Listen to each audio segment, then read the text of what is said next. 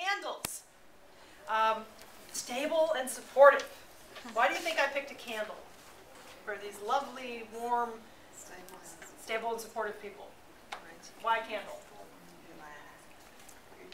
What do you think about when you go to a candlelight dinner?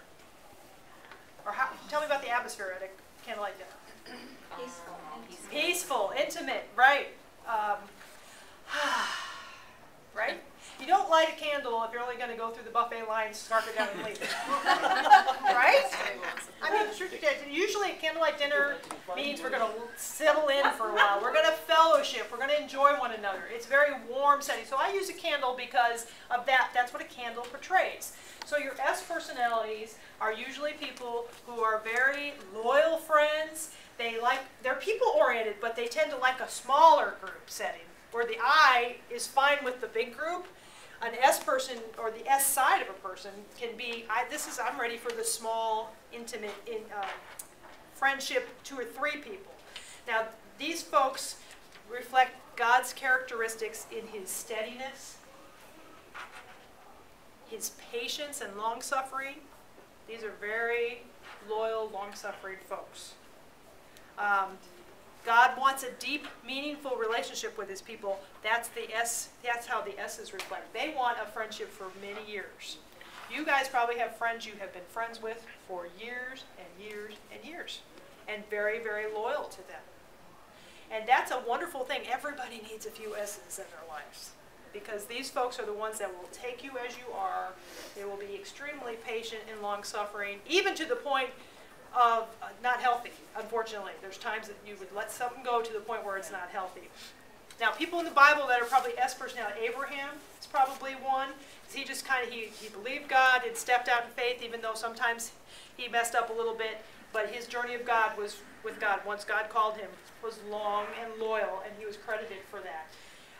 And Dorcas in the New Testament was a lady who was in the background and made coats. What are some positive things about S personalities? Tell me a few more thoughts about this table here. What are some wonderful things about the ladies at this table because they're S personalities? What do you think? Patience. Patient, yes. What else? They're kind. Kind, yes. Kind and pleasant. Loyal. Loyal. What do you think they feel about conflict? Don't like it. Do not like conflict at all. They're very easygoing. So they're easy to be around, but they're also easy to take advantage of, because they don't tend to speak up about their own needs sometimes. They can have a lot of wisdom because of their loyalty and long-suffering and observation of life, and they tend to be good listeners compared to being very talkative, so they'll take in a lot of wisdom in life. But sometimes you don't really get to mine it out because they're not inclined to push it on you. Okay? They're going to kind of stand in the background until somebody asks them, and even then you may have to pull it out of them. Tell me what you think. Tell me what you think. So this sounds like a perfect personality right here, doesn't it? I mean, this sounds like this S personality is the perfect personality. No. What challenges? And I'll let you guys, I'm going to make you come out of your comfort zone and tell us, what is some challenges as an S person might you have that you think, might be a little bit of a not good thing? Not pleasing other people. Too involved in pleasing others. Good. Anything else? Peacekeeper. Yeah.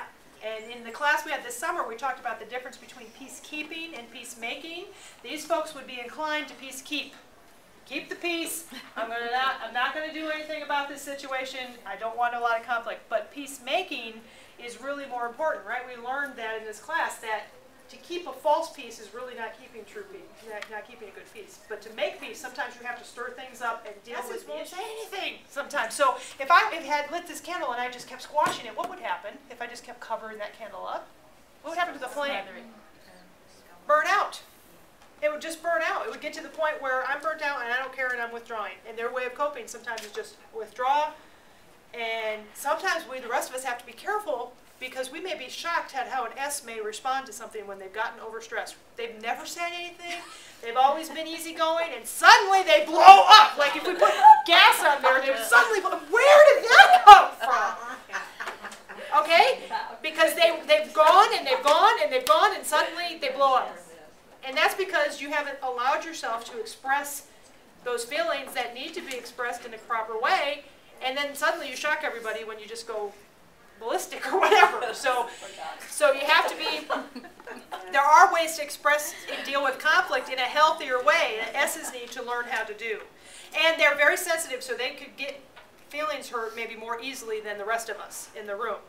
You know, some of us may let things roll, but they may take it so seriously that they're, like if their work is criticized or something, you know, that kind of thing. So, that's some of your challenges. They're also slow to change, actually. They like things kind of predictable. And so sometimes it's difficult because, you know, they don't want things to change. They kind of like everything the way, you know, it's always been, so that there's no conflict, and we're happy, and everybody's happy and loyal, okay? So that's a challenge they have. Some examples of service in the church or jobs that's good for S's. Some secretaries, administrative assistants, some, not everyone, but often you will find an outgoing man or woman, a D or I, has an S or a C, we'll get to C, secretary, because they will think of the details that the D's or the I's don't always think of. Nurses, some people in the medical field, because if they're, you might like an S nurse because they are sensitive and they're willing to sit and talk with you one-on-one, as compared to maybe a D nurse who just comes, injects you with the medicine, and leaves. Okay? The S will be very here. Let's make it comfortable for you and all that kind of thing. People who work with the elderly. Like if there's a ministry for the elderly, a visitation to the elderly, an S would be a great personality for that. Because they're good listeners, and they would be fine with listening to an older person tell a story that, you know, maybe they've heard before. They're okay with hearing it again. Now, worship styles, they tend to like maybe a calmer environment and not really a wild service. Somewhat predictable. Still, it doesn't have to be super predictable necessarily, but somewhat comfortable. Something they've been involved with for years. They probably like messages that kind of are sort of feel-good messages, and maybe a little uncomfortable with messages that kind of prick you a little bit about change.